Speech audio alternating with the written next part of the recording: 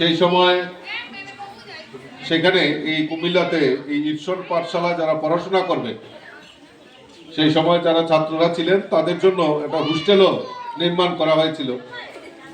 আর এই হোস্টেলে থেকে পড়াশোনা করেছেন, আমাদের এখানে আছেন আজকে জহরদা, আমাদের রাজ্যের প্রাক্তন মন্ত্রী অনিল সরকার থেকে শুরু করে অনেকেই গণ্যমান্য ব্যক্তিরা সেই বিদ্যালয়ে এবং হোস্টেলে থেকে পড়াশোনা অতিবাহিত করেছেন এবং এই ঈশ্বর পাঠশালা থেকে শিক্ষা নিয়ে শিক্ষা লাভ করে সমাজের আমাদের অনেক গুণীগানী ব্যক্তিরা যারা রয়েছেন তারা এই পাঠশালার নামকে উজ্জ্বল করেছেন।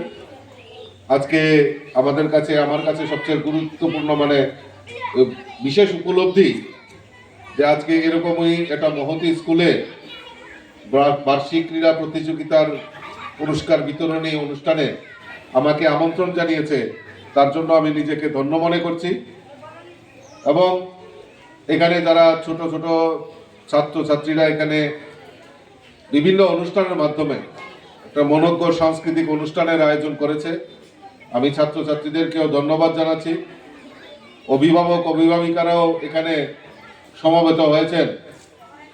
এই বিদ্যালয়কে আরো কিভাবে ত্বরান্বিত করা যায়, এই বিদ্যালয়কে পঠন পাঠন থেকে শুরু করে বিভিন্নভাবে কিভাবে সহযোগিতা করা যায়